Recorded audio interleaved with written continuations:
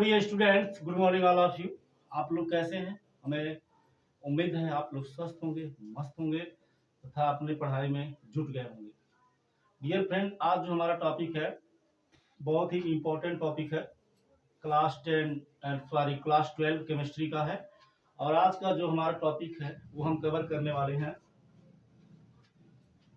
Topic जो हमारा है विलेय तथा विलायक के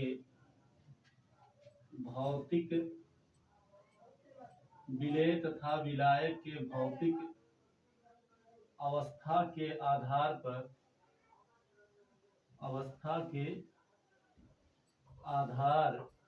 पर विलयन के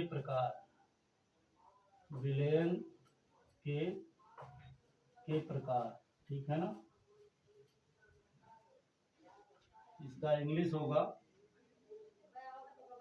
टाइप्स ऑफ सॉल्यूशन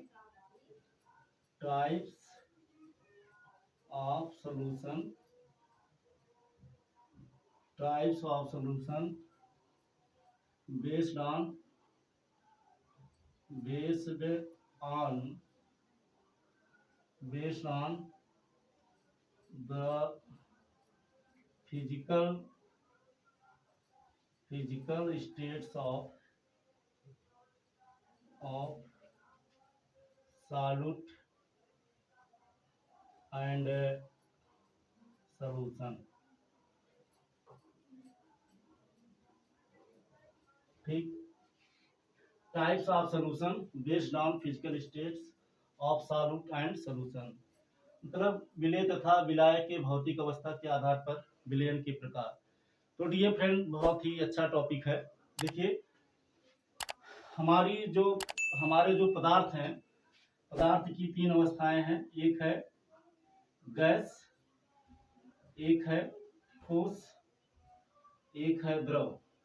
ठीक है ना, ये तीन अवस्थाएं हैं। ठीक, गैस है, ठोस है और द्रव है। ठीक है ना, गैस, सॉलिड एंड लिक्विड, ये पदार्थ की तीन अवस्थाएं हैं। तो ये कितने तरह से विलयन बन सकता है भौतिक अवस्था के आधार पर, तो इस तरह से आप देख सकते हैं। कुल कितने हैं? तीन है, 1 2 3, तो 3 त्रिका 9, यानी मिला जुला करके कुल 9 प्रकार से विलयन बन सकते हैं। आप चलिए लिखते हैं कैसे। तो एक तरफ यहाँ लिखते हैं विलेय और एक तरफ यहाँ लिखते हैं विलायक और यहाँ लिखते हैं उदाहरण। ठीक है ना। और इसके बाद में, ठीक है, ये उदाहरण हो गया। अब देखिए कैसा है। विलेय मान लीजिए गैस है और विलायक भी क्या है? गैस है। ठीक है ना, विलेय भी गैस है और विलायक भी क्या है? गैस है।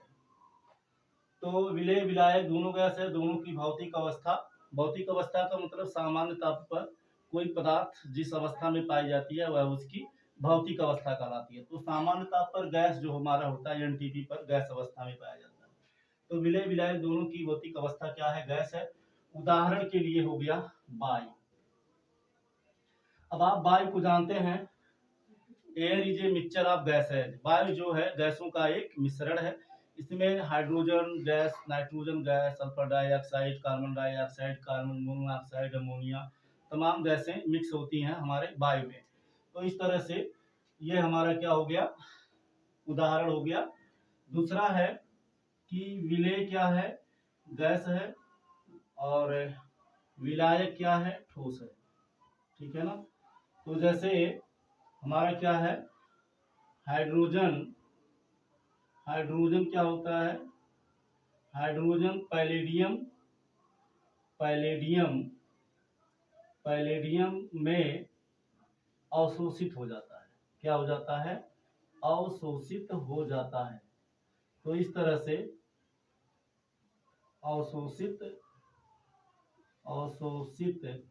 हो जाता है।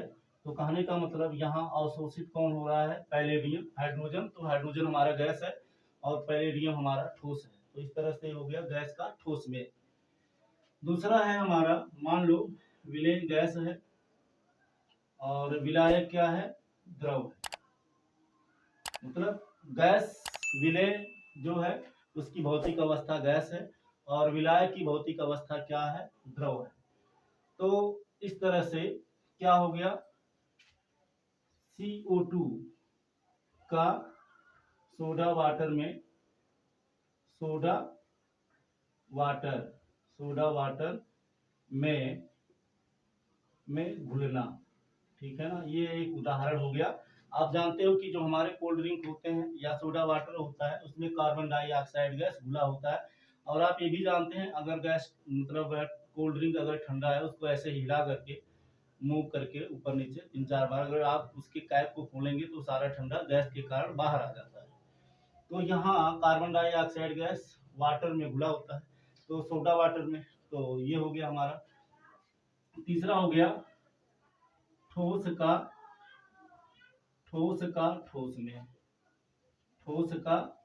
ठोस में, मतलब विलेय भी ठोस और विलायक भी ठोस। तो इसका उदाहरण जैसे हो गया पीतल, ठीक है ना। क्या हो गया, पीतल हो गया।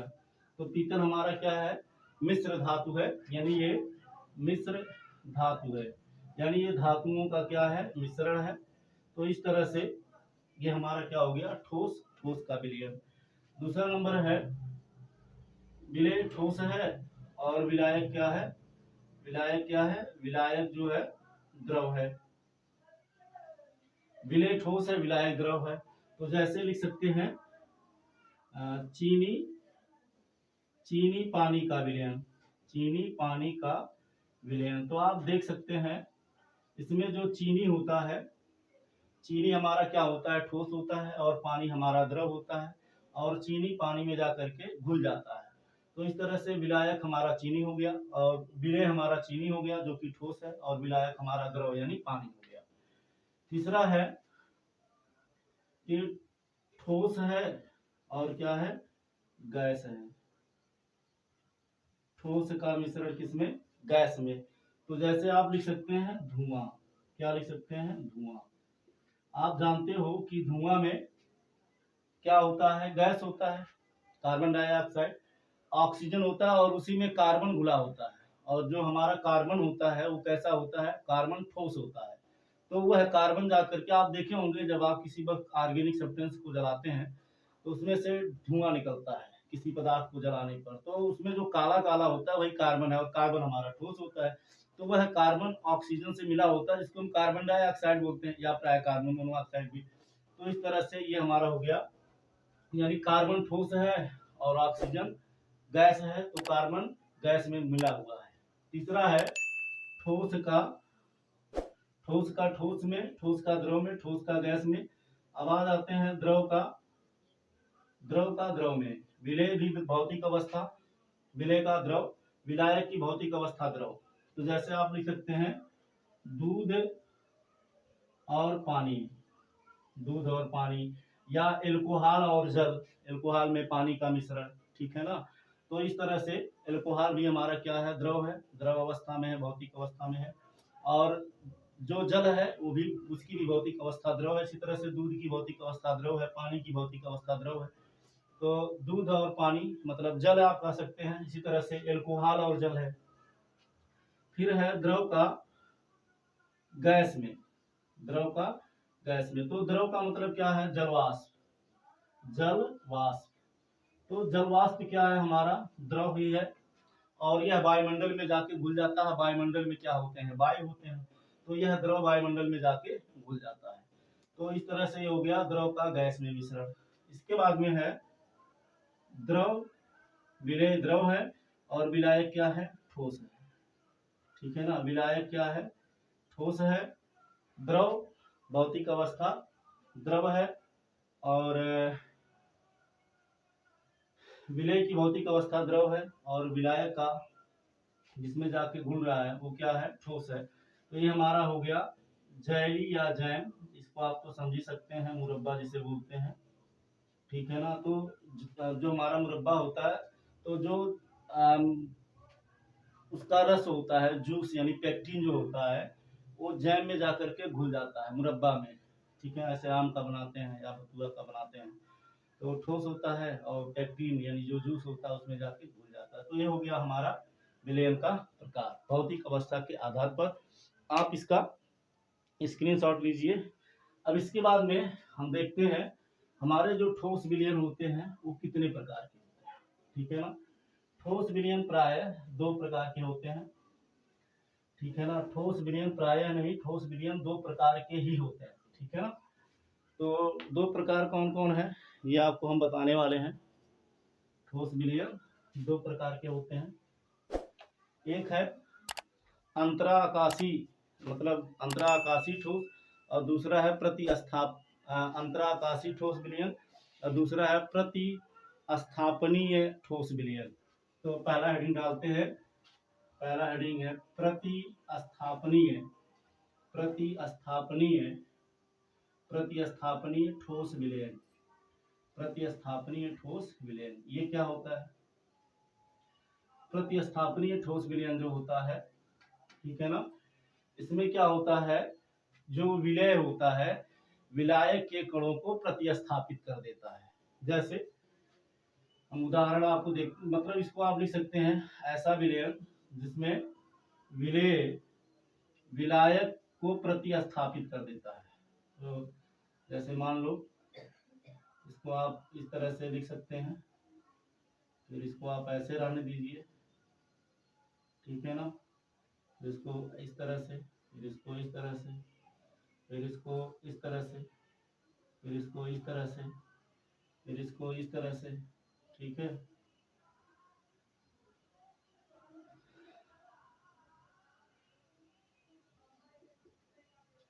ये हो गया आपका।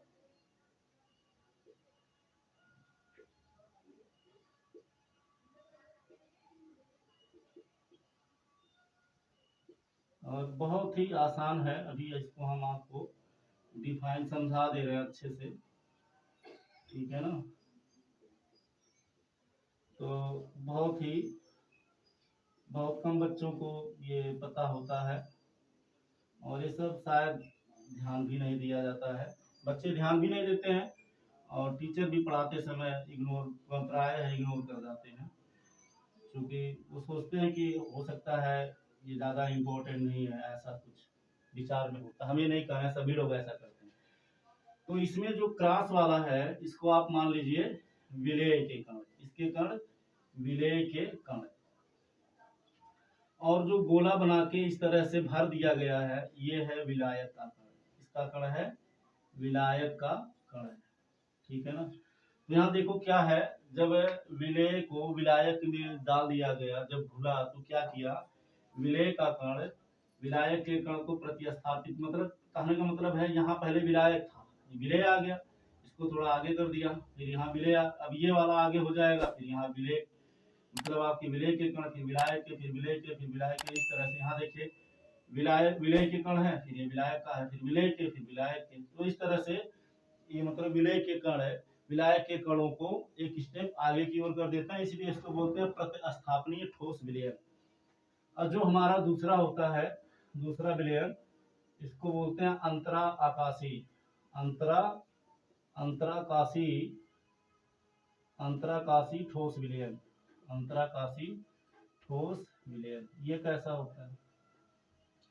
इसमें क्या होता है, इसकी भी परिभाषा आप चाहे तो लिख सकते हैं, विलय के कण जो होते हैं विलायक के कणों के बीच जो स्पेस होता है उसी में जाके शिफ्ट हो जाते हैं। जैसे मान लीजिए ये विलयन है, और इस तरह से पहले इसको हम बना दे रहे हैं, ठीक है।